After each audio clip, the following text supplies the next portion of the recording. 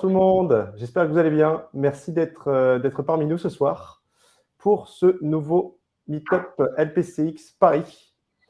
Cette fois-ci sur le rebranding et la refonte de son ad mobile, avec deux délicieux personnages que je vais vous présenter dans un instant. Je commence par moi-même, je suis Jules, je suis PM chez Tiga et je suis membre de la team LPCX de Paris avec Samy et Amandine que vous connaissez sûrement déjà. Et je m'empresse tout de suite de vous présenter nos deux délicieux invités ce soir, à commencer par, à ma droite, ma gauche, je ne sais pas. Tout d'abord, Quentin Lered, ex-CPO chez Cobooz, le service de musique en ligne français de haute fidélité audio, pardon. L'ex-CPO de Shopmium, dont vous allez entendre parler durant ce meet-up. Et depuis janvier 2022, le directeur adjoint produit et audience chez Le Monde, où la mission de Quentin sera littéralement de faire du Monde une organisation orientée produit. Quentin est parisien depuis toujours. Il a commencé sa carrière en tant que développeur. Il est l'ancien tech lead des sites et des Galeries de Lafayette et même de la FNAC. Et il s'est orienté vers le produit parce qu'il est passionné de transformation numérique qui apporte du progrès, notamment dans la musique et les médias. Il ne vous le dira pas parce qu'il est trop modeste, mais il a aussi fait les cours Florent et ça, vous le verrez ce soir.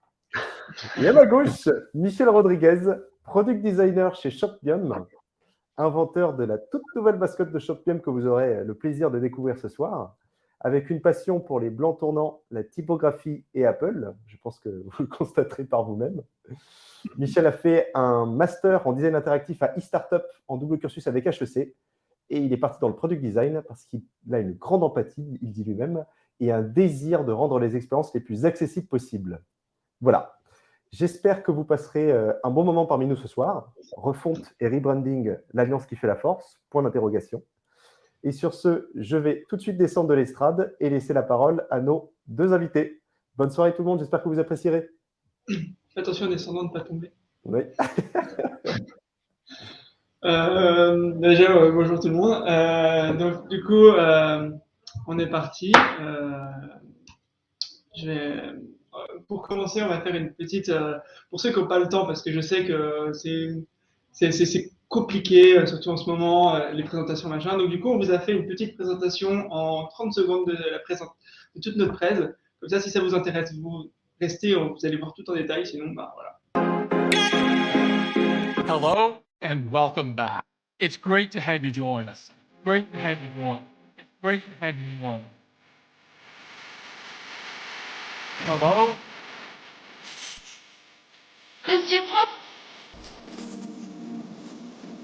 And welcome back. Hello?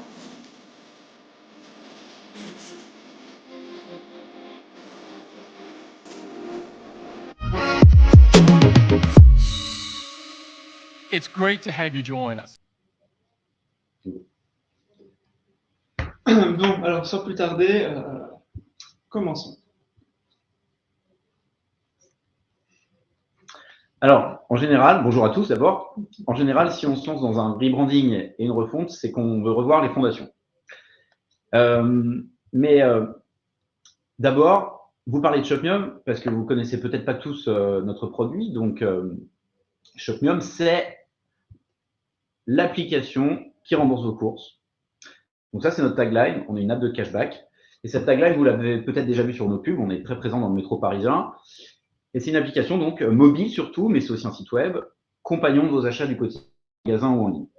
Donc le fonctionnement, c'est hyper simple. L'utilisateur découvre un produit dans l'app, il va l'acheter en magasin à sa pleine valeur et il nous envoie ensuite simplement via l'app une photo de son ticket de caisse pour qu'on le rembourse d'une partie de son achat en 24 à 48 heures. Alors l'application, elle est entièrement gratuite pour ses utilisateurs. Donc la manière dont Shopmium se rémunère, c'est qu'on est une solution marketing pour les marques. Donc, elles nous payent pour le display de leurs produits à notre audience, grâce auquel on génère des ventes. Et ce sont aussi les marques qui financent les bons de réduction. Donc, finalement, on a créé un produit qui connecte les marques et les consommateurs. Et donc, là, on voulait juste vous montrer le parcours selon ces deux perspectives. Donc, le début, c'est la liste des produits, c'est la découverte pour le consommateur, et c'est de l'acquisition et de notoriété et de la mémorisation pour la perspective de la marque. La fiche du produit, c'est la révélation de la promotion pour le consommateur. Pour la marque, c'est la génération de l'intention d'achat. Ensuite, on envoie la photo du ticket de caisse. Donc là, c'est la demande de remboursement que fait l'utilisateur. Et sur la perspective marque, c'est un achat vérifié et authentifié. Et enfin, il y a une dernière étape qui est non obligatoire, qui permet au consommateur d'exprimer son avis sur le produit acheté. Et ça, ce sont des insights quali qu'on rétribue aux marques à la fin d'une campagne. Alors, Shopmium, à travers quelques chiffres, c'est 7 millions de téléchargements depuis 2011. On est présent sur 3 marchés. On est leader sur le cashback en magasin en France et on est des challengers au Royaume-Uni et en Belgique où on est arrivé plus récemment. Et c'est 75 employés, dont 50 en France et 25 au UK. On a été racheté en 2015 par Quotient Technologies, qui est une boîte tech de la Silicon Valley, qui est cotée en bourse. Et Quotient, c'est 1200 employés et une dizaine de bureaux à travers le monde, de Mountain View à Bangalore. Et enfin, notre audience, c'est plutôt une majorité de femmes, plutôt jeunes, pour 15% en région parisienne. Et puis, parce que ça, c'est juste des chiffres et c'est un peu froid, pour vous donner une incarnation un peu plus concrète de nos utilisateurs, on vous a mis un de nos personas. Donc là, vous avez Marie, responsable des achats au sein du foyer, avec des revenus intermédiaires, qui cherche des bons plans pour faire des économies, pour les réinvestir dans des projets personnels ou familiaux. Alors, Shopmium, ça a été fondé en 2011, donc en 2021, on fêtait nos 10 ans. Et derrière ce chiffre, certes rond, il y avait aussi l'aspiration des équipes à ouvrir une nouvelle ère. Alors, du coup, la question qu'on se pose, d'accord, nouvelle ère, mais pourquoi un rebranding? Alors, il y a plusieurs raisons à ça. D'abord, le branding, il n'avait pas beaucoup changé en 10 ans, alors que notre audience, elle s'était considérablement élargie des early adopters à une vraie majorité active, voire passive. Nous-mêmes, on avait changé, on s'était renforcé sur des expertises clés, et puis en plus, le comité de direction dont je faisais partie venait de se renouveler entièrement, à peu près 2 ans après le départ des fondateurs qui a suivi le rachat par Quotient. Enfin, notre perspective de croissance, on avait beaucoup déjà grandi, nous imposait de voir plus loin et de renforcer notre notoriété pour aller conquérir de nouvelles audiences. Et puis, on commençait aussi par devenir un peu dépassé visuellement, il faut le reconnaître, dans l'écosystème dans lequel on évoluait. Donc ça, c'est OK pour le rebranding, mais du coup, pourquoi aussi une nouvelle expérience? C'est un peu pour des raisons similaires. D'abord, l'UX, elle avait peu bougé les années précédentes. Donc là, je vous ai mis 2 captures de Shopmium en 2017 et 2 captures de Shopmium en 2020.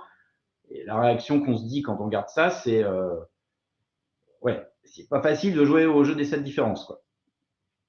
Donc, l'UX, ça restait beaucoup celle qui était conçue dans un passé glorieux, certes glorieux autour d'un des fondateurs, mais il était parti depuis 2 ans et il y avait une forme de renouvellement qui semblait quand même devoir s'imposer pour continuer à innover et résoudre certains problèmes auxquels on avait un peu fini par s'habituer.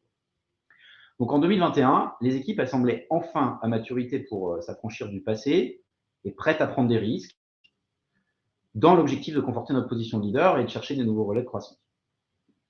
Et enfin, il y avait d'autres raisons, c'est qu'il y avait aussi une forme de dette produit, par exemple l'inconsistance de certains éléments du UI au sein de l'app. Donc là, on voit les nombreux composants de texte différents qui existaient dans notre app mobile. Et donc, a émergé l'opportunité de mettre en place un design system pour unifier l'expérience. Donc voilà, donc il y avait un certain nombre de problèmes connus, et en fait, on voulait en quelque sorte solder le passé là-dessus.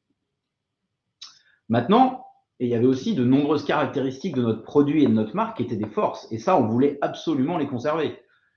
Par exemple, notre couleur primaire, le rose, qui nous permettait facilement d'être mémorisé. Ou encore notre tone of voice. Donc, on a toujours été une marque qui ne se prenait pas trop au sérieux. Et dans l'univers généralement plus austère des bons de réduction, ça a généré de l'attachement de notre audience. Et enfin, finalement, notre autre force en 2021, c'était le people. On s'était d'abord nous-mêmes transformés. Moi-même, j'avais été embauché par l'ancien fondateur avant son départ pour un peu monter le département produit et l'orga qui pouvait en découler. Oups, pardon, excusez-moi. Je reviens, je suis un petit peu vite. Et de un seul product owner, quand je suis arrivé, on est passé à plusieurs product managers et designers, ancrés dans une culture de discovery, de recherche et de mesure de l'impact, d'expérimentation, de co-construction. Et on a aussi élargi notre pool de designers en séparant les fonctions de product designer en charge de la recherche utilisateur, de l'UX et de l'UI, des fonctions de creative designer qui est plutôt en charge du branding. Et en plus des profils qui sont très bien entendus et complétés. Donc voilà, on avait un peu l'organisation et les talents pour réussir les défis ambitieux. Alors, une fois que côté produit et aussi marketing, on était convaincus que c'était le moment, à la rentrée de septembre 2020, on a eu la tâche avec la directrice marketing de convaincre nos autres camarades du CODIR que l'année 2021, ça devait être l'année de ce changement. Alors, ça n'a pas été trop difficile. mais les conditions, c'est qu'on a vite identifié qu'il fallait timeboxer le projet. Donc, si on le lançait en 2021, il fallait qu'il s'achève en 2021 avec une première timeline assez ambitieuse à échéance 6-9 mois autour de l'été. Donc, on a pu engager les travaux. Et comme développement de produit, faire les choses dans les règles de l'art, en commençant par l'analyse des différents problèmes de nos utilisateurs et des clients. Il y a 3 mantras: écouter, comprendre et éliminer. Donc, pour commencer ce grand projet qu'on avait, c'est un projet de grande envergure, il fallait qu'on ait un background et une perspective suffisante aussi pour pouvoir agir. Donc, si je devais répéter ça en quelques mots, c'est tant qu'on ne sait pas, on ne peut pas agir. Donc, le savoir, c'est le pouvoir. Et donc, pour commencer notre phase de discovery, on a fait un peu un état des lieux de ce qui était actuellement dans l'app. Donc, justement, je vais vous la montrer rapidement. Donc, en petit tour d'horizon, donc ici on a le processus d'onboarding. Donc, en haut, c'est l'inscription, en bas, c'est la connexion. C'est rapide, c'est concis, ça rappelle en quelques écrans. Ensuite, ça c'est le cœur de l'application, qu'on appelle chez nous l'in-store experience ou l'expérience en magasin. Et donc, l'écran principal, c'est celui qui est en haut à gauche, c'est notre liste des offres, c'est elle l'écran principal. Et du coup, à travers elle, c'est là où tout découle. Donc, d'un côté, on va avoir les offres avec toutes les possibilités jusqu'au détail des offres. Et en dessous, on peut avoir accès du coup aux cartes de fidélité, à l'historique des achats et aussi à notre profil. Et enfin, pour terminer, voilà le principal feature, c'est pourquoi nos utilisateurs viennent, avoir de l'argent, donc la demande de remboursement.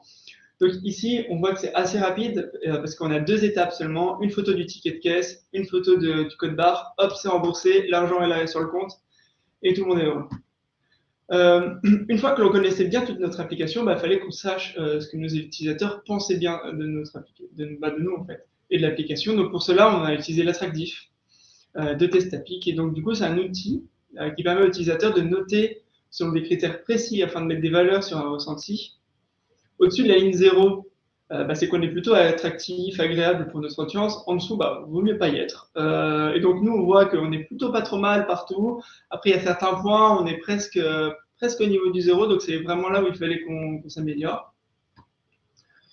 Ensuite, en parallèle de l'attractif, on a lancé non pas une, mais 3 études quanti sur des thématiques variées, allant de l'usage de l'application jusqu'aux habitudes d'achat de nos utilisateurs. Et donc, pour plus de précision dans notre analyse, on a segmenté notre audience en 4 catégories qui étaient importantes pour nous. Donc, il y a les utilisateurs récents et les gold users qui sont des utilisateurs très actifs et engagés sur notre application. Et après, on a aussi regardé les sleeping buyers et les abandoned buyers qui ont arrêté d'utiliser ou n'utilisent plus Shopmium, et pour avoir aussi comprendre pourquoi ils venaient plus et comment on pouvait les reprendre aussi chez nous. Alors, on s'est aussi intéressé à l'analyse de l'usage de notre application à travers l'étude de l'impact de certains comportements des utilisateurs sur nos indicateurs de performance. 2 principaux, c'est la conversion et la rétention. Donc, la conversion chez nous, c'est le taux d'utilisateurs qui font une demande de remboursement parmi l'ensemble des utilisateurs actifs de l'app. Ces analyses, on les a faites grâce à Amplitude, qui est une solution de product analytique. Et ce qu'on a vu, c'est que les utilisateurs qui s'engageaient sur certaines fonctionnalités, ils avaient un taux de conversion meilleur que la moyenne. Donc, c'était le cas en particulier sur les utilisateurs de la sélection, de la fonctionnalité de sélection, ou des cartes de fidélité en magasin, avec respectivement environ 10 et 15 points de plus que la moyenne générale sur la conversion. Et cette augmentation est encore plus marquée pour ceux qui zoomaient sur les produits ou qui lisaient les avis des autres utilisateurs. Donc, on a donc émis l'hypothèse que l'usage de certaines fonctionnalités pouvait avoir un impact vertueux sur le comportement des utilisateurs et sur leur conversion. En fait, on a fait la même analyse sur le taux de rétention. Donc, la rétention, c'est le pourcentage d'utilisateurs qui sont encore actifs sur l'app après plusieurs mois. Et là aussi, on a vu certaines tendances similaires. Par exemple, ceux qui utilisent la sélection et les cartes de fidélité, ils restaient plus longtemps dans l'app que la moyenne. Et à l'inverse, il y avait certaines autres fonctionnalités qui semblaient avoir un impact négatif sur la rétention à long terme. Donc, par exemple, les utilisateurs qui ont bénéficié d'un produit gratuit avec l'offre de bienvenue ou le parrainage, ils avaient tendance à rester moins longtemps que la moyenne. Donc, Ce qui veut dire qu'avec cette tactique, on recrute peut-être des utilisateurs un peu plus opportunistes qui sera moins aisés de fidéliser. Donc, ces analyses, elles nous ont permis de savoir quelles fonctionnalités il faudrait pousser en particulier dans la refonte et celles qui devaient peut-être être questionnées. Alors, comme notre produit, c'est aussi une solution pour les marques, on a fait du discovery auprès d'elles, bien sûr, pour essayer de comprendre comment elles nous évaluaient. Et pour ça, on a fait passer un questionnaire aux commerciaux et on a mené des entrevues avec eux, et où il est remonté notamment que notre produit il était évalué à 7 sur 10 sur la capacité des commerciaux à répondre aux briefs de nos clients que sont les marques. Et voilà. Et puis, c'était accompagné aussi d'une liste de problèmes. L'un d'entre eux, c'était par exemple le manque de customisation de nos mécanismes de display. Et enfin, on a aussi consacré du temps, bien sûr, à la découverte au discovery externe. Donc, on a fait notamment une analyse des forces et des faiblesses de nos compétiteurs européens et internationaux pour nous aider à nous situer par rapport à eux et activer une stratégie de conquête des nouvelles audiences. Donc, pour ce benchmark, et comme pour les questionnaires utilisateurs dont a parlé Michel d'ailleurs, ou toutes finalement les grandes étapes du discovery, on a toujours fait des restitutions de ces analyses à l'ensemble des employés de Shopmium en session plénière. Donc, soit pendant notre meeting hebdo, soit dans des sessions dédiées auxquelles chacun était libre de joindre. Et en fait, l'objectif pour ça, c'était un peu de tenir informé l'ensemble de l'entreprise de notre avancement dans le process de développement du produit et de répondre aux questions s'il y en avait. Donc voilà, à l'issue du process de discovery, on avait un peu fait un audit de notre produit, on avait fait l'évaluation de nos forces, ce qui devait être préservé, mais aussi nos faiblesses et les risques auxquels la refonte et le reboot seraient susceptibles de répondre, justement. C'est alors que, du coup, on a pu engager le processus d'idéation. Donc l'idéation, globalement, ça veut dire que sur la base des problématiques qu'on a identifiées autour de notre produit, faire en sorte de trouver les idées et les solutions qui vont permettre de les résoudre. Et pour cette étape de l'idéation, ce qu'on a voulu faire, c'est engager là aussi toute l'entreprise. Donc, bien sûr, les départements produits, design, technique, marketing, qui sont habituellement engagés sur ces problématiques, mais pas seulement. On a aussi convié les commerciaux, les Customer Success Managers, le service client, la finance, les ressources humaines, tout le monde. Alors, pourquoi on a fait ça? Parce qu'on était en fait assez convaincus que d'abord, les bonnes idées pour résoudre un problème, ce n'est pas l'apanage de quelques départements d'élite. Mais aussi parce que c'était une opportunité qui n'arrive pas très souvent, que chaque employé dans l'entreprise puisse avoir été impliqué à un moment ou à un autre dans le process créatif du développement du produit. Et ça, pour nous, à notre sens, ça allait jouer un rôle déterminant sur l'adhésion des employés à ce projet et à la solution qui serait retenue à la fin, quelle qu'elle soit. Et donc, du coup, pour mettre en place nos ateliers d'idéation, avec l'équipe, on s'est penché. Moi, je me suis particulièrement concentré et réfléchi. J'avais un peu cette tête tout le long. Et donc, du coup, j'ai mis en place la méthode Focus, qui était pour l'équipe produit, mais aussi toutes les personnes qui participaient aux ateliers, parce que il fallait qu'on garde un mindset et ces personnes n'avaient pas forcément l'habitude de faire des ateliers activités. Donc, du coup, Focus tient pour flexibilité, optimisme, courage, user-centrique et sans préjugés. Donc, c'est quand même des valeurs assez importantes en atelier. Et justement, en parlant de préparation, voilà comment on a mis en place nos ateliers. Déjà, on a défini un objectif. Donc, c'est qu'est-ce qu'on voulait tenter à répondre comme question. Donc, c'était mettre en place une problématique. Ensuite, on réfléchissait à peu près à ce qu'on voulait avoir comme résultat à la fin, surtout pour guider en fait les personnes qui allaient participer à l'atelier. Et enfin, on choisissait une activité en fonction de l'approche. Donc, du coup, si on voulait résoudre un problème, si on voulait produire un maximum d'idées, ou si on voulait trouver une manière d'améliorer, du coup, un élément de notre produit. Donc, comment est-ce que tout ça s'est déroulé? En fait, on a eu un total de 10 ateliers avec 7 en France et 3 au UK, répartis sur 5 équipes. Chaque atelier, il y avait 6-7 personnes qui venaient de toutes les équipes de Shopmium. Donc, on a vraiment mélangé les expertises de chacun et essayé de produire un maximum d'idées. Mais une fois cela, il manquait de choisir nos activités. Donc, chaque atelier était séparé en 2 parties. La première, qui était toujours la même, c'est comment Shopmium peut devenir indispensable pour l'expérience des courses. Et c'était là pour échauffer les esprits, pour produire un maximum d'idées et se préparer pour la suite. La seconde partie, elle, on entrait dans la vraie problématique, celle qu'on cherchait à répondre essentiellement. pour améliorer du coup le produit. Et on voit qu'on a choisi une activité en fonction de la problématique. À droite, donc la partie problématique, on avait une majorité de wish, tandis que pour l'échauffement, on était plutôt sur un Buenos Hat. Justement, en parlant de Buenos Hat, je vais vous présenter rapidement cette activité parce qu'elle est amusante, elle permet de supprimer les barrières et de créer de nouveaux angles de pensée. Chaque participant se voit attribuer une couleur. Normalement, c'est avec des chapeaux de Buenos Hat. Nous, on n'avait pas de chapeau, donc j'ai utilisé des Lego. Et le but de tout ça, c'est que la couleur, elle donne une personnalité. Et pour toute l'activité, chaque participant doit se forcer à être dans le rôle. Et du coup, sortir de sa zone de confort et ne pas se censurer. Donc là, en fait, on a un total de 6 personnalités qui vont de l'objectivité du Stormtrooper à la positivité des hot dogs. C'est dur à dire, mais il y a notre petit ami qui est arrivé. Donc je ne citerai pas qui c'est, parce qu'on le voit tous, mais il fallait trouver une solution pour faire nos ateliers quand même, parce qu'on n'avait pas envie de venir comme ça au bureau. Alors évidemment, on a pensé aux outils qui permettent de faire de l'idéation et des brainstorming, mais après on s'est dit que c'était pas idéal parce que déjà il faut qu'on s'inscrive, ensuite il faut comprendre comment l'outil marche, il faut l'expliquer. En plus on avait 10 groupes, alors aller expliquer à 10 groupes c'est compliqué, et puis on n'avait pas forcément le temps de faire ça. Donc on a fait avec les moyens du bord et les outils que tout le monde utilise tous les jours, à savoir la suite Google.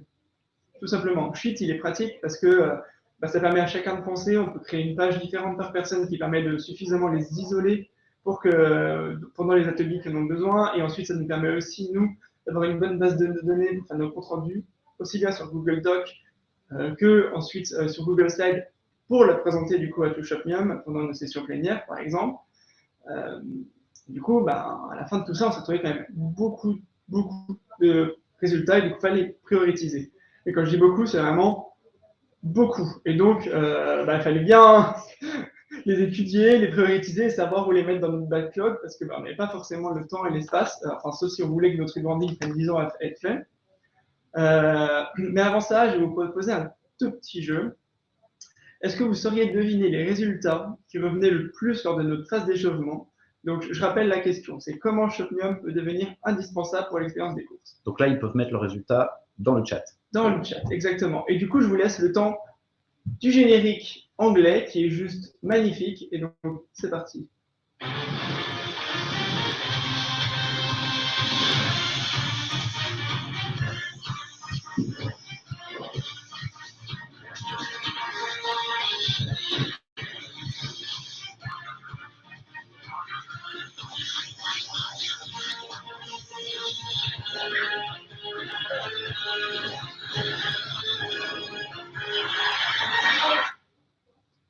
Et voilà la réponse. Est-ce que vous en avez deviné certaines? Je sais gamification. Pas. On a de la gamification. De la gamification? Ouais. Si vous les avez toutes, je veux savoir qui est la taupe qui vous les a données. Parce que franchement, on ne s'attendait pas à toutes ces réponses. Bravo. Bravo à ceux qui ont trouvé des résultats qui étaient dans la liste. Donc voilà, une fois que le process d'idéation il a été terminé et que Michel nous a transmis cette longue liste d'idées, toutes plus géniales et innovantes les unes que les autres, ce qui nous donnait à peu près une matière à roadmap pour 3 ans, il a fallu hiérarchiser ces idées, les classer, les trier. Donc initier la phase de bulle qu'on a appelée itérer encore et encore. Et c'est notre suite du build. Je vais passer assez rapidement sur la priorisation, mais ce qu'on peut dire, c'est qu'après la phase de divergence, on est entré donc dans la convergence pour retenir le périmètre des premières itérations de notre fonte et du rebranding. Et un des mantras que j'ai beaucoup répété aux équipes à ce moment, c'est le fait que oui, c'est difficile, mais choisir, c'est renoncer. Donc, dans une image itérative et de cycle relativement court, choisir de retenir telle ou telle solution, c'est évidemment renoncer à retenir telle ou telle autre. Donc, pour faire ça, on a utilisé entre autres l'exercice du story mapping qui nous permet de fixer le périmètre des différentes itérations en prenant la perspective du parcours de l'utilisateur. Et puis, bien sûr, on a travaillé aussi étroitement avec les développeurs qui avaient déjà activement pris part aux ateliers d'idéation et on connaissait bien les problématiques qu'on adressait pour faire une macro-évaluation de l'effort des itérations qu'on avait identifiées pendant le story mapping. Donc cet exercice, il a pris un certain temps, d'autant qu'on partait d'un produit qui existe déjà, qui est déjà sur le marché. Et il a fallu réitérer plusieurs fois pour définir le scope de toutes ces itérations, pour retenir un périmètre qui devait répondre à différentes contraintes. Donc, il y avait la première dont j'ai parlé au début, c'était un respect d'un planning de publication en 2021, l'impact attendu sur les indicateurs de performance du produit, la part de l'audience impactée, bien sûr, et aussi la capacité de production de l'équipe de développement avec la taille de l'effort technique. Maintenant que l'exploration était terminée, il fallait qu'on teste nos différentes hypothèses. Donc ici, je vais sélectionner un petit cru qu'on a fait tester à nos utilisateurs. Donc le rebranding, il n'était pas encore présent à ce moment-là. Enfin, si on était en train de travailler dessus, mais on n'avait pas annoncé ni à nos collègues ni aux utilisateurs. Donc il fallait garder ça encore un petit peu secret. Et donc ces écrans-là n'appliquent pas le rebranding, mais du coup, je vous présente la liste des offres et les différentes manières dont les a envisagées, avec des trucs qui vont plus ou moins loin. On avait aussi des tailles produits qui étaient également un gros morceau et nous offraient pas mal de challenges parce qu'on a plein de petites variations tout au long de la page selon le type d'offre qu'il s'agit. Donc là aussi, du coup, on a pas mal exploré. Alors, l'avantage, c'est que choisir, c'est pas seulement renoncer, c'est aussi améliorer en continu. Donc, la phase d'idéation, elle a aussi généré des idées dont on a vite perçu qu'elles pouvaient avoir un impact fort pour un coût technique assez faible. Et donc, pour ces idées-là, on n'a pas forcément voulu attendre la publication de la refonte pour les tester et bénéficier de leur éventuel effet positif. Donc, on a décidé de les intégrer tout de suite à l'ancienne app en parallèle du processus de refonte. C'est le cas, par exemple, de plusieurs optimisations qu'on a fait autour de la fonctionnalité de sélection. Donc, si vous vous rappelez, on avait fait, pendant la phase du discovery, l'hypothèse que l'usage de la sélection pouvait avoir un impact positif sur la conversion. Donc, on a par exemple ici intégré un bouton d'ajout à la sélection directement depuis la liste des offres pour mettre en avant la fonctionnalité. Donc, on a sorti l'amélioration en faisant un A/B test, comme à chaque fois à peu près qu'on fait une amélioration du produit. Et bingo, là, notre hypothèse s'est avérée vraie. Le groupe qui portait la feature avait une conversion supérieure de 2 points au groupe qui ne l'avait pas. Toujours sur la sélection, une autre idée qui a émergé pendant les ateliers d'idéation, et je me souviens d'ailleurs que c'était une commerciale, Flo, si tu nous regardes, qui avait eu cette idée, répliquer l'expérience des applications de type dating Tinder en présentant les nouvelles offres de l'app sur une pile de cartes, et pour chacune d'entre elles, si elles nous les intéressent, swiper à droite pour les ajouter à la sélection, ou à gauche si on ne veut plus les voir. Alors là, il y avait un peu plus d'investissement technique que la feature précédente, mais en fait, peu de temps après la phase d'idéation, en fait, on a organisé un hack day chez Shopmium. Et du coup, il y a un prototype de cette feature qui a été réalisé lors du hack, comme d'autres idées d'ailleurs qui étaient sorties pendant l'idéation. Et résultat, un mois plus tard, on l'a mis en prod sur l'ancienne app sans attendre la refonte. Et là aussi, on a eu une belle performance qui a montré que les utilisateurs qui s'engageaient sur cette feature avaient augmenté leur conversion de 12%. Alors, des idées comme ça, il y en a d'autres. Une autre optimisation qui n'a pas attendu la refonte sur la carte. On a découvert dans les enquêtes utilisateurs dont Michel parlait qu'un grand nombre d'entre eux, en fait, appréciaient de pouvoir voir où étaient les magasins sur une carte, mais que certains d'entre eux étaient réticents à partager leur géoloc du téléphone pour accéder à la carte, pour des raisons de confidentialité. Donc, on leur a permis d'utiliser la carte et de localiser un magasin en saisissant une adresse. Là aussi, résultat, une baisse des frictions du parcours d'achat et légère augmentation de la conversion. Et dernière optimisation qu'on voulait vous montrer générée pendant l'idéation, c'est plutôt pour les marques. Donc là, c'est l'ajout d'un nouvel espace de visibilité, justement pour les marques qui nous avaient dit qu'il manquait de customisation sur le display. Et donc, on a créé ce petit carrousel au-dessus de la liste des offres, qui n'avait rien de très compliqué techniquement, mais qu'on a proposé comme option aux campagnes de nos clients dans l'app. Et le résultat, c'est que l'ensemble des emplacements, ils ont été immédiatement achetés par les marques jusqu'à la fin de l'année 2021. Donc, on pensait au début réserver à la refonte ça, mais vu le succès du truc, on l'a publié en avance sur l'ancienne app pour générer du revenu incrémental au plus vite. C'était presque une opportunité où, limite, il n'y avait qu'à aller servir, quoi. Voilà, donc c'est des exemples qui ont montré que le projet de refonte, il a aussi ruisselé et bénéficié à l'ancienne app et à sa roadmap plus court-termiste. Et du coup, c'était donc bénéfique pour nos utilisateurs et pour notre business. Alors, nous arrivons dans la dernière partie de notre présentation. Donc, il est l'heure de vous présenter le fruit de ces mois de travaux, l'aboutissement de ce travail collectif. Donc, dans un instant, le reveal du nouveau branding et de la nouvelle expérience de notre app mobile. Donc, place au spectacle. Et pour lever le rideau chez Shopnium, eh bien, début 2021, alors que les travaux du rebranding touchaient à leur fin, on a souhaité remercier tous les employés de leur participation à l'idéation et les rassembler derrière la phase de production du projet qui allait débuter. Et pour ça, le comité de direction, on a voulu créer un temps fort en interne lors d'une semaine qui allait lancer l'année, avec un petit show pour générer de l'excitation et engager tout le monde derrière ce projet. Oui, alors du coup, nous, quand on a reçu ça avec Astrid, du coup, la DA, on s'est dit, on va faire le show, mais on va le faire parce qu'on aime ça, tu vois. Donc, on voulait faire quelque chose de puissant et sympa, avec une vidéo qui est assez décalée et assez sympa. Après, je pourrais pas vous la montrer parce que c'est confidentiel, du coup. Bon, non. C'est bon, j'ai eu un message de John, on peut la montrer si tu veux. Quoi Attends, mais t'es sûr? Ouais, vas-y. Je suis pas prêt. Attends. Alors, je l'ai mis où? Je crois que ça doit être à peu près quelque part par là. Oh là là, mais j'ai tellement de versions. C'est laquelle la bonne? Peut-être celle-là. Hello tout le monde! Bonsoir Paris! I'll present you the nouveau branding. But before that, I'll present you the project from the début.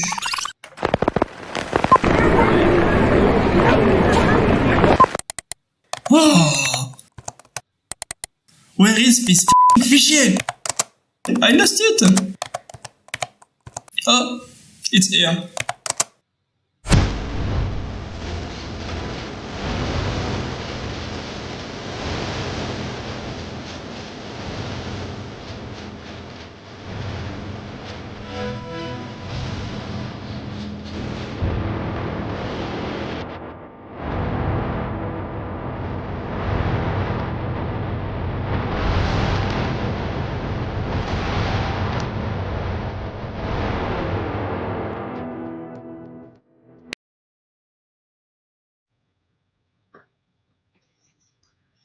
Et donc, et voilà, notre nouveau et merveilleux nouveau logo, entièrement fait maison avec des ingrédients bio et locaux. Il colle totalement à notre image, décontracté, moderne, tout en gardant un côté bien premium. C'était parfait pour nous.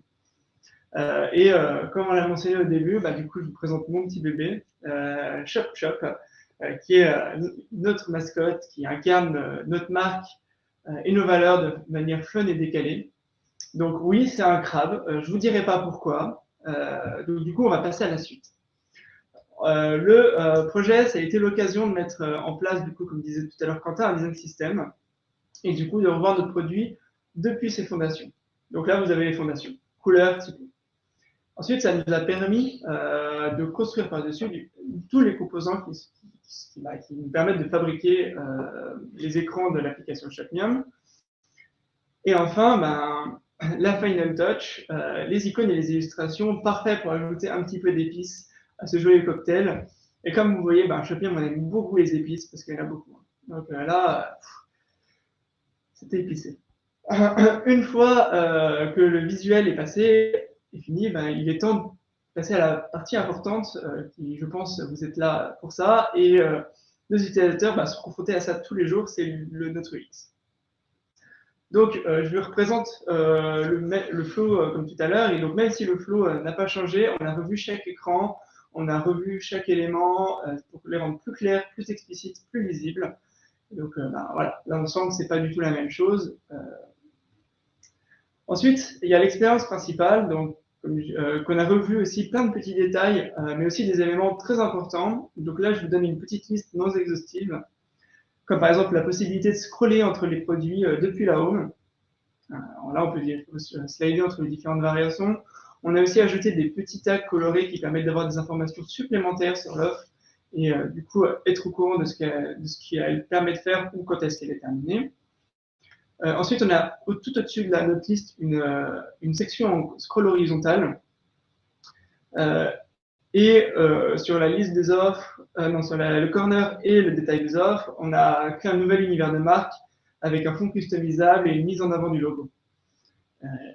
C'était pas tout parce que vu qu'on est reparti des bases, on s'est même permis de mettre un petit peu aux normes avec notamment le nouveau Dark Mode. Donc, même si l'expérience reste la même, et les écrans aussi, et ben, le Dark Mode donne une toute nouvelle perspective à Shopmium et on a presque l'impression d'être sur une nouvelle œuvre. Enfin, dans le même mouvement, il y a un projet qui est né pendant les ateliers d'idéation et on est en train de l'intégrer. Donc, c'est vraiment une petite exclue pour vous et il sera disponible d'ici peu, d'ici une semaine ou deux.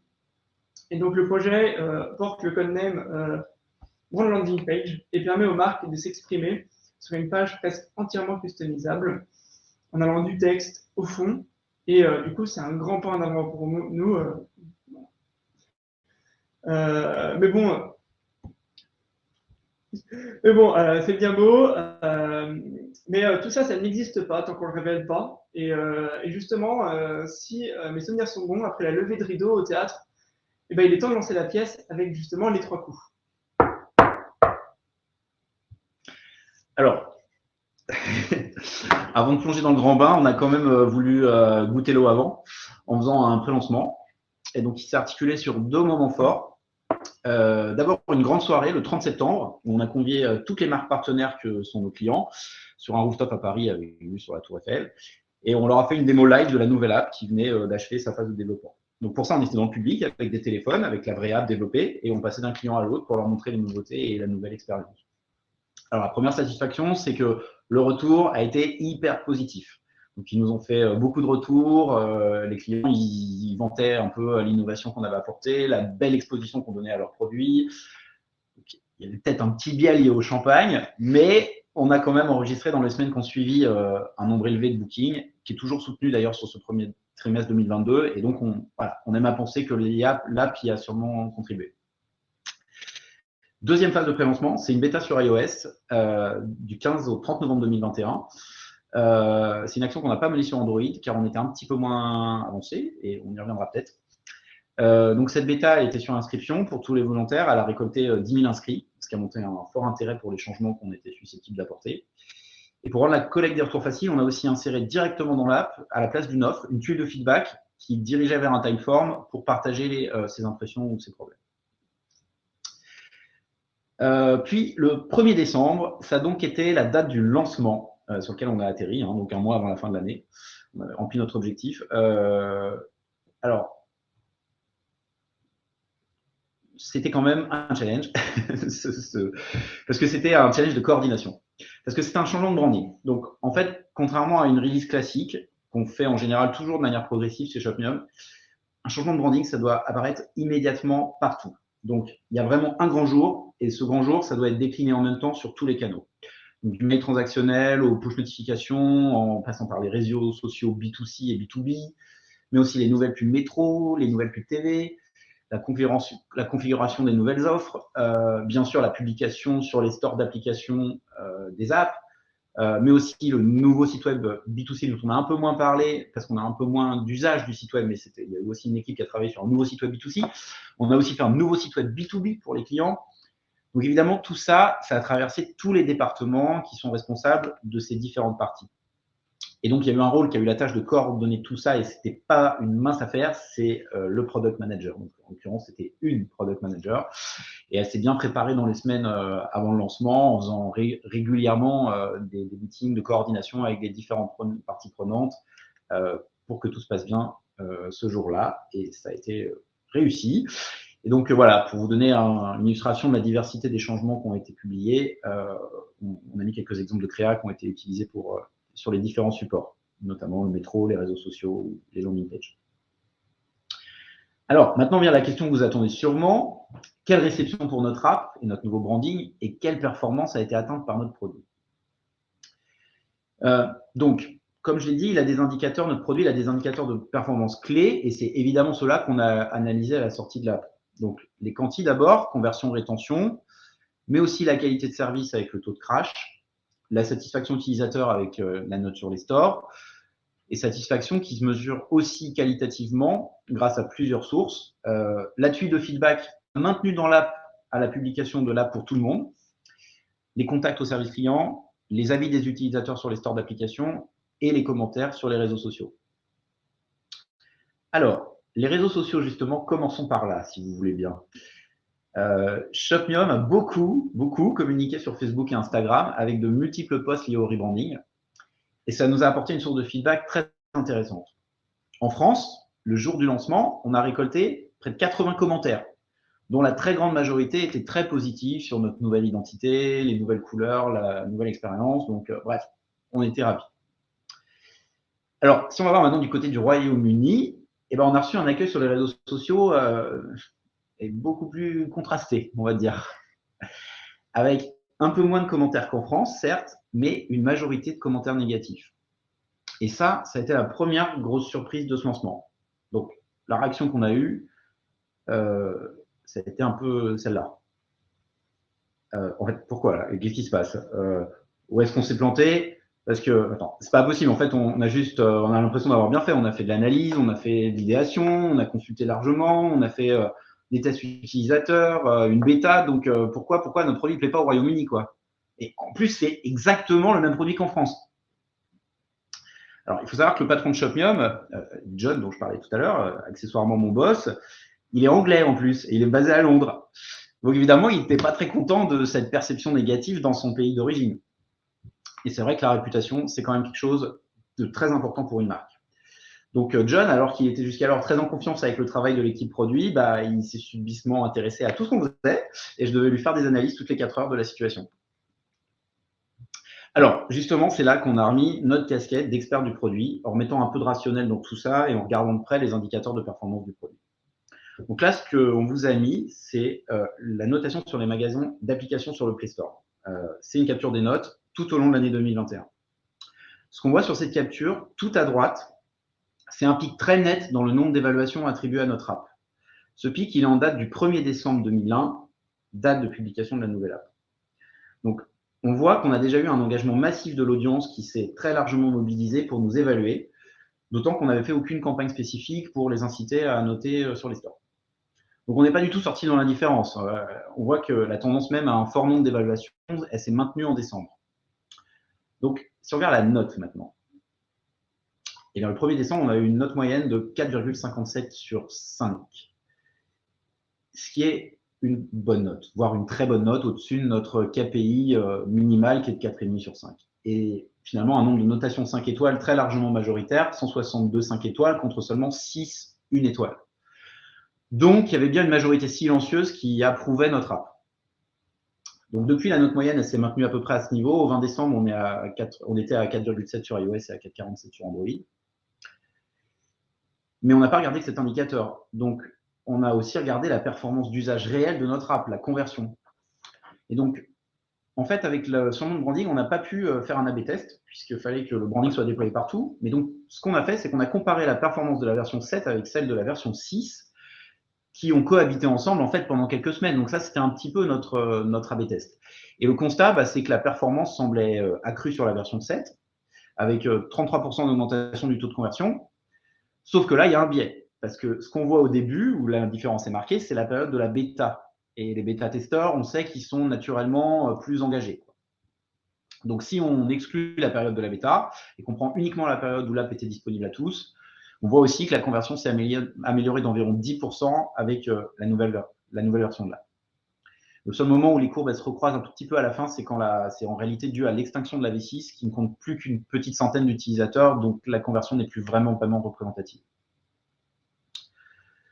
Et alors, le dernier truc, c'est que le compte, c'est qu'alors que les commentaires négatifs semblaient venir majoritairement du UK, là, on a essayé de comparer la conversion entre les deux pays, toutes versions confondues, donc V6, V7 mélangées, mais France et UK, et en fait, on voit que la conversion, elle s'envole même au UK dans la période qui suit la publication de l'app.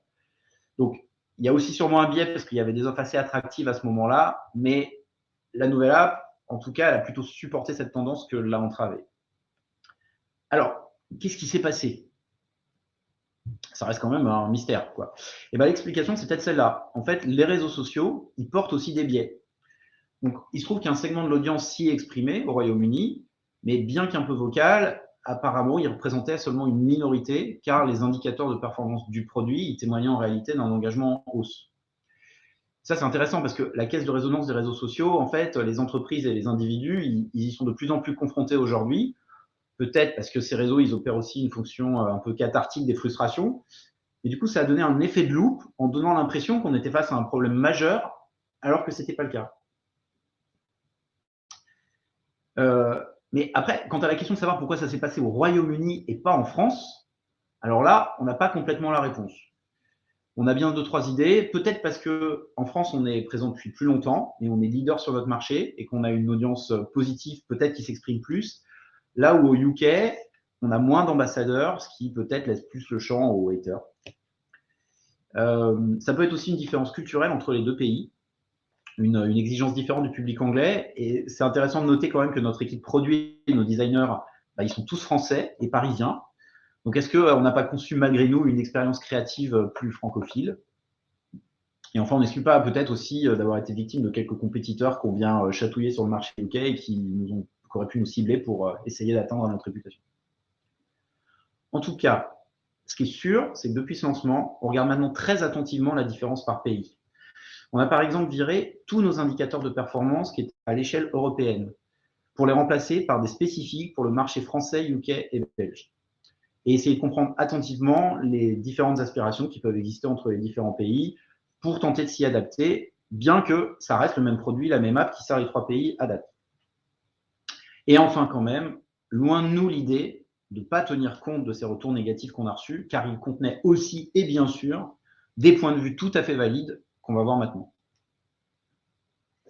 Donc, comme vient de dire Quentin, on a reçu beaucoup de feedback de la part des utilisateurs. On en a aussi reçu pendant la bêta et pendant les premières semaines de lancement de la V7, pas seulement que sur les réseaux sociaux.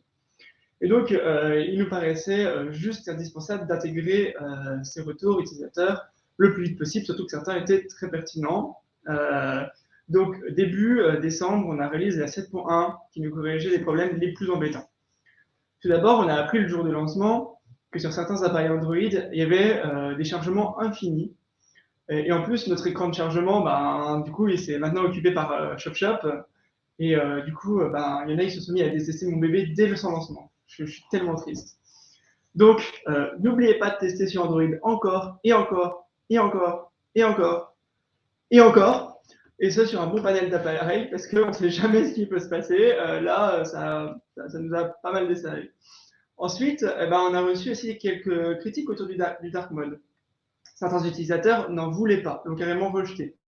Et en fait, on l'a mis en automatique. Du coup, si notre téléphone est en dark mode, l'application est en dark mode. Ça nous paraissait tout à fait logique. Qui aurait cru que certaines personnes voulaient un thème différent sur leur téléphone et sur leur app Shopmium? Ça sort de... Voilà. Donc, laissez le choix aux utilisateurs. Toujours. Et enfin, les utilisateurs se plaignaient de la lisibilité des réductions sur les offres produits. Donc, on l'a mis à jour. Par la suite, on a compris d'où le problème venait. Lorsqu'on a fait tester nos designs aux utilisateurs, on n'était pas exactement sur la même version du design. Et donc, du coup, peut-être que sur cette version, ça ne dérangeait pas. Et là, oui. Donc, du coup, testez bien toujours vos designs, surtout cette dernière version que vous avez fait, voilà, pour ne pas avoir de mismatch entre l'application et les tests. Ensuite, il y a la deuxième vague de problèmes qui est arrivée. On a appris aussi qu'on n'a pas affiché le nombre de coupons effectués sur une offre renouvelable. Et cette information, elle avait de la valeur pour nos utilisateurs. Alors déjà, on ne savait même pas que ça existait dans notre app. Et alors, savoir que c'était important comme information, vous imaginez que c'était loin de nos préoccupations. Du coup, pensez bien à checker tout ce qui existe dans votre application, parce que même si on a checké tous les écrans, qu'on l'a retesté, on l'a quand même oublié. Donc, cet oubli, il aurait pu éviter si on avait bien fait notre travail au début. Toujours dans la même catégorie, on s'est rendu compte qu'il manquait l'affichage de la fin de validité d'une offre, et alors que c'était sur notre design. Et donc, même si on a testé, retesté, et personne ne l'avait capté. Donc, pensez bien à tester avec les designs sous les yeux, parce que pour être sûr de ne pas oublier des petits détails comme ça, parce que c'est important en fait. Et alors, maintenant, les retours qu'on a reçus, il y avait aussi des problèmes qui, en réalité, n'avaient rien à voir avec la nouvelle app. Donc, par exemple, la présence supposément accrue de teasers vidéo qui étaient jugées fatigantes. Le fact-check de ça, c'est que le contenu, c'est-à-dire les offres et leurs dispositifs, il est identique entre la V6 et la V7. Autre exemple, le parcours avant de découvrir la promotion, qui était jugé plus long. Or, je vous ai mis sur le slide d'après, on vous a mis la différence de parcours entre la V6 et la V7. Et ce qu'on voit, c'est que quoi qu'il arrive, la promotion, elle est révélée au 3e et 4e écran. Donc, et d'ailleurs, le nombre de tuiles qui est visible en même temps à l'écran sur la liste des votes, c'est aussi le même. Donc, le fact-check, c'est que ces éléments n'ont pas changé. Alors, ce qui est intéressant, c'est ce qu'on a découvert et ce qu'on ne s'attendait pas, c'est que l'hypothèse qu'on a formulée, du coup, c'est que le bouleversement, la perte des habitudes, le changement lié à la refonte et au rebranding ont peut-être fait en fait réémerger des problèmes qui existaient dans la version précédente de l'app, mais qui avaient été peut-être intégrés, acceptés, oubliés par les utilisateurs, créant une espèce de biais de négativité, les associant à tort à la nouvelle app. Après, néanmoins, ces problèmes, c'est des frictions réelles des utilisateurs de Shopmium. Et en fait, ils sont non résolus car elles s'entrechoquent là avec l'intérêt des marques qui nous achètent des campagnes. Donc, par exemple, sur le sujet de l'affichage de la promotion, c'est les commerciaux de Shopmium qui refusent toujours qu'on fasse apparaître la promo sur le premier écran, de peur qu'on recrute une audience trop promophile qui nous rendrait moins attractifs pour les marques, parce que ce type de consommateurs, ils sont peut-être plus volatiles et opportunistes et ils ne restent pas fidèles à une marque quand le produit n'est pas en promo. Après, les utilisateurs de Shopmium, eux, ils aimeraient bien connaître la promo beaucoup plus vite pour savoir si ce produit il mérite leur intérêt ou pas. Donc, finalement, c'est un peu un débat classique, perspective commerciale versus perspective produit. Et ce qui est intéressant ici, c'est que la voix des utilisateurs, elle s'est exprimée de manière visible sur des sujets qui étaient un peu intouchables jusqu'alors, et que c'est aussi des opportunités pour l'équipe produit en 2022 de re-questionner ces dispositifs.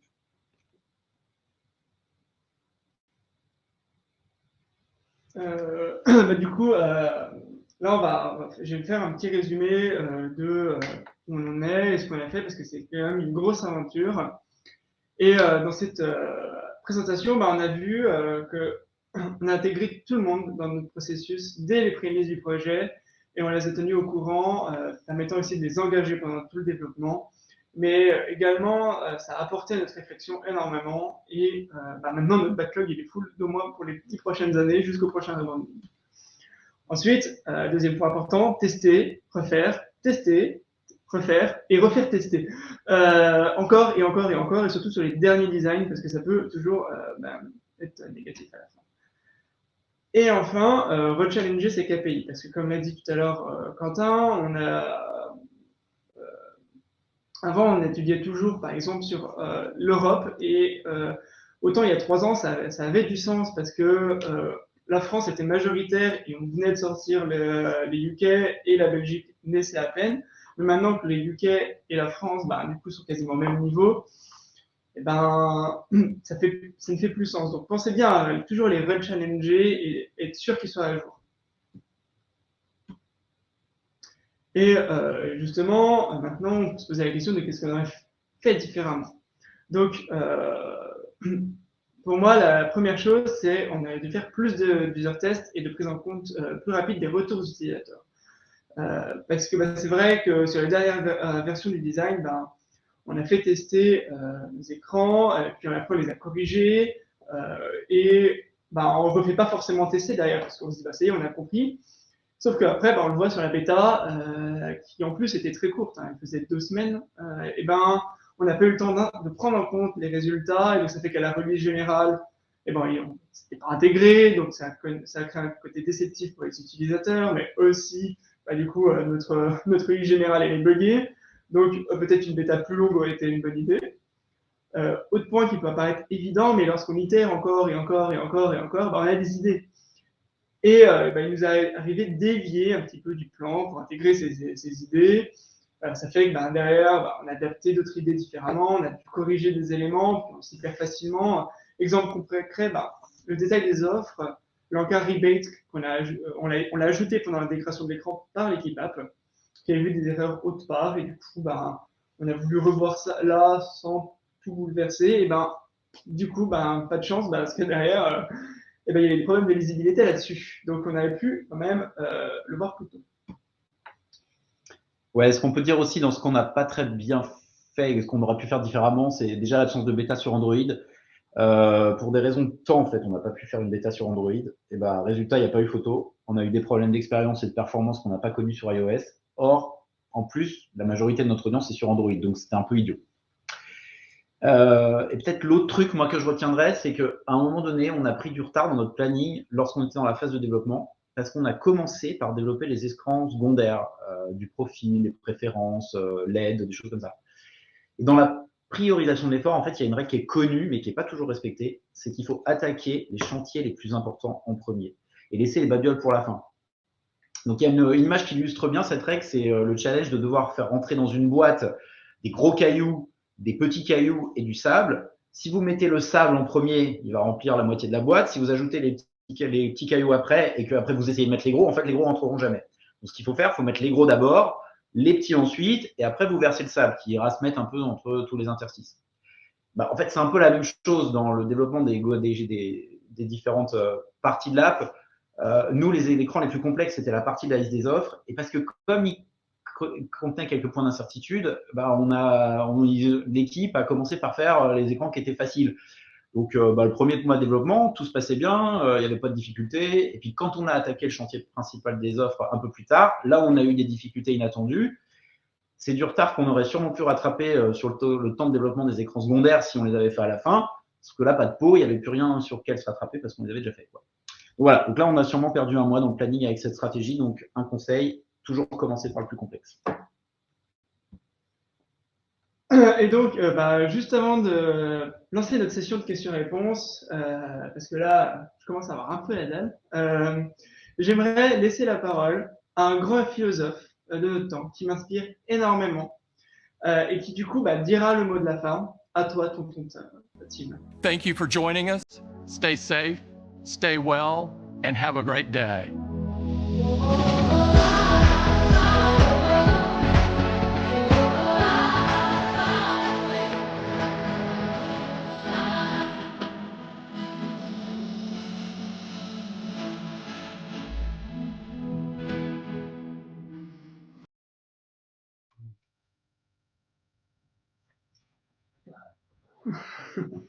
À peine suggestive cette vidéo de fin.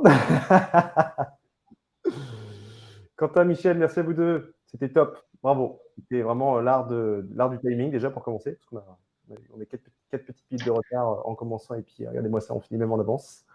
Et puis, surtout, c'était carré, c'était bien documenté. Merci. Merci pour ce moment de plaisir et de bonheur. On a quelques petites questions dans le chat. Et si vous n'y voyez pas d'inconvénient, je vous propose que je vous les pose. Voilà. Ça vous va? Bien sûr. Bah oui, avec plaisir. Avec plaisir. C'est juste qu'on risque d'avoir des gens un peu déçus. À vous de gérer ça. Très bien. Je vous propose de commencer tout de suite avec une question de Arthur, qui est probablement le MVP des personnes actives du chat ce soir, qui a posté beaucoup de messages. S'interrogeait sur la manière dont vous avez sur la manière dont vous avez travaillé avec le marketing sur les sujets de rebranding. Comment est-ce qu'on fait pour ne pas se marcher sur les pieds? Quel est le rôle de qui dans l'étude et dans la définition de l'identité?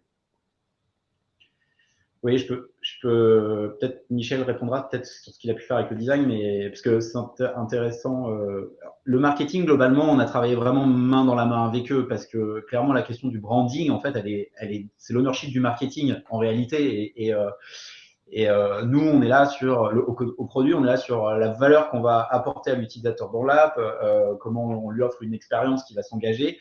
Après, le positionnement de la marque, c'est un vrai sujet marketing. Voilà. Mais c'est vrai que ça a été un projet global. Donc là, on est dans un taux produit. Donc on y a mis vraiment la grosse perspective produit, mais ça a été vraiment un projet global qu'on a mené conjointement avec le marketing. Donc tout ce qui était branding, tone of voice, identité de la marque, ça, c'était plutôt mené par le marketing. Quand on était sur les questions, la connaissance utilisateur, dès que c'était orienté justement sur la marque, c'était plutôt mené. Le marketing pouvait faire ses propres tests, ses propres questionnaires utilisateurs. Et puis dès qu'on était dans l'usage du produit, là, c'était nous. Et finalement, on se connectait quand même souvent sur ces points. Et ça marchait assez bien. Et peut-être tu peux dire un mot sur la partie branding parce que le creative design est rattaché au marketing.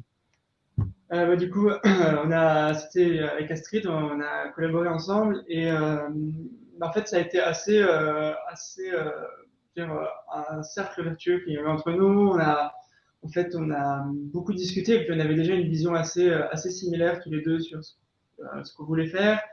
Et en plus, on avait entre guillemets de la chance parce que là où elle avait elle des forces, bah, moi c'était mes faiblesses et inversement. Et donc du coup, on s'est bien complété et en fait, bah, on s'est amené à ce qu'on a fait et même si bah, il n'y a pas eu de problème en fait. Je pense qu'on a eu de la chance aussi, un petit peu de chance, parce que Michel, product designer, et Astrid, qui était creative director, se sont super bien entendus et super bien complétés. Donc en fait, ils ont travaillé tous les deux et on les a laissés faire et c'était voilà. Le mot de la fin, c'est merveilleux. Et j'ai eu peut-être une petite dernière question. Alors, si jamais il y en a d'autres, n'hésitez pas à nous les envoyer. On les posera à Quentin et Michel qui pourront vous apporter une réponse, vous apporteront leur réponse par écrit. Mais si on pouvait peut-être prendre une dernière question, je vois qu'il y a plusieurs participants et participantes qui se sont posés la question sur combien d'entretiens utilisateurs vous avez fait, combien de temps durait la discovery. Est-ce que vous seriez capable de nous donner quelques petits ordres de grandeur? Combien de temps de discovery, grosso modo, vous a pris cette refonte sur les brandings? Alors, c'est un projet globalement d'1 an. Et je pense que le discovery a commencé du mois de septembre 2020 jusqu'à mars, donc 4 à 6 mois, je pense, dans le même 6 mois, pendant lequel il y a eu beaucoup de questionnaires et après des entretiens utilisateurs, il y en a eu à ce moment-là en fait, on a fait plusieurs salves d'entretien utilisateur. Il y en a eu sur l'ancienne app, la TrackDiff par exemple, c'était aussi, alors là c'était un test non modéré à distance, mais après on a aussi fait des tests modérés sur les nouveaux prototypes de l'app, où là on a pu aussi s'entretenir avec eux pour leur poser des questions, regarder comment ils réagissaient. Donc à chaque fois, des salves de tests, on a dû en faire je sais pas, 5, 6, je me souviens plus exactement. Et à chaque fois, on avait entre 10 et 20 utilisateurs qui testaient. Les questionnaires, on a eu au moins 5. Voilà. Ouais. Pour donner des éléments de grandeur. J'espère que les personnes qui se posaient la question ont pris des notes. C'est pas mal de Top. Et bien, je crois que c'est tout pour nous. Je crois que nous n'avons plus d'autres questions. Merci à vous deux pour ce soir. Merci pour cette présentation. Merci pour ce dynamisme.